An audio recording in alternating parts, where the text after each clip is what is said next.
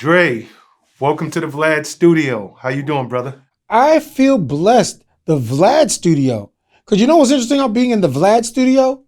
There was a time that Vlad used to work for Ed Lover and Dr. Dre on our syndicated show. He was the DJ, believe it or not.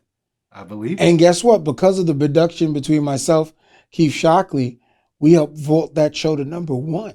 And Vlad was the one who put the left and rights on, and we took his music and combined it together. And so I'm blessed here to be in with Vlad. So I'm just, it's funny how life goes full circle. Mm-hmm. So maybe by the time we finish, we can continue that circle with some things, and we can discuss opportunities and the service. Because namaste. Thank you for this blessing. Absolutely. So let's take it back to the beginning, and then we're going to bring it up to that. You're born New York City, 60s, 70s. What was it like growing up? He said I was born in New York City in the 60s and 70s. No, I'll help you. I was born in 1963 in the month of December, a few weeks after Kennedy got it in the head in Dallas. What's it like growing up in New York City? It's amazing because my parents are from two different places. My mother's from Uptown. My father's from Queens, but yet his family heirs from the island of Jamaica. My mother's family heirs from North Carolina, South Carolina. Matter of fact, my great-grandmother was the last descendant of slaves of our family, from what I understand. My sister will check me on that. What was it like? I grew up in every borough because I had a relative in every borough. I had 2 relatives in Brooklyn, 4 relatives in Queens, few uptown, 1 downtown, matter of fact, eventually. And my place of birth was on Long Island in a place called Westbury. It's a town I grew up and went to school in. But I lived on the other side. I lived in Newcastle. And Newcastle's where, if you want to know, that's where the brothers live. That's where all the ethnic folks were. So I lived close to the train tracks. My park was down the block on Rushmore Street from where I grew up. Broadway was one of our big streets. Everywhere there's a Broadway. I had a Prospect Avenue in parallel to Broadway. So yeah, what was that like?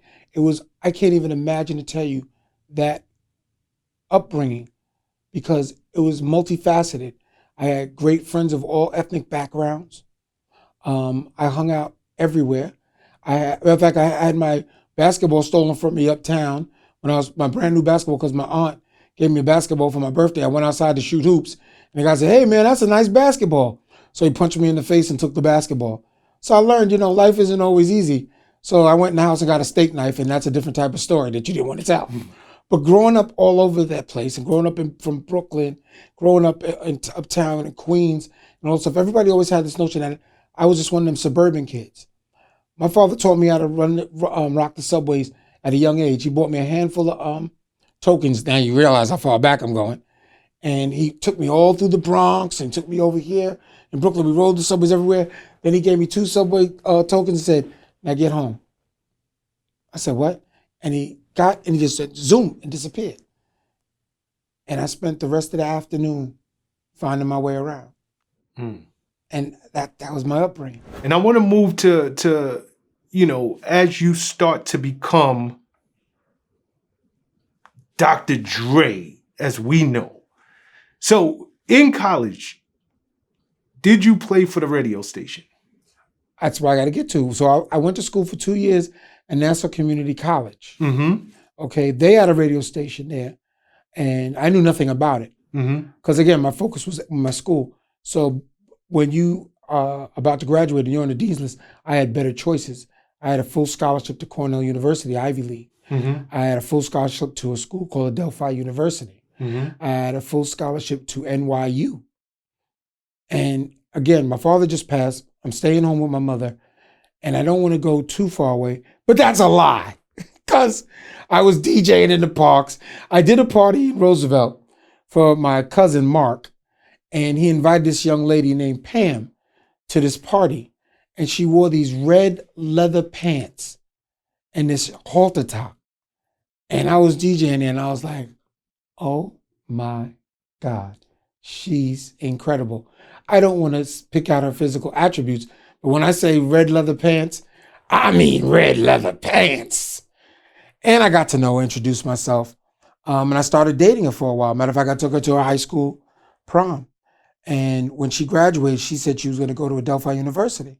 So when I came up to decide where I wanted to go, I fell for the big button of smile. Instead of going to Cornell and going to an Ivy League school, I went to Adelphi University. Mm-hmm. When I got to Adelphi University, I took a course called The History of Black Music with Dr. Andre Strobert, the late, great Dr. Andre Strobert. In my class were a few gentlemen that I was yet to meet. One I knew through what I did in the street as a DJ, but I didn't know him personally. One gentleman's name was Mr. Bill Stephney. Other gentleman's name was Mr. Harold McGregor. Another gentleman's name there was Mr. Carlton Ridnour, a.k.a. Chucky D, a.k.a. Chuck D.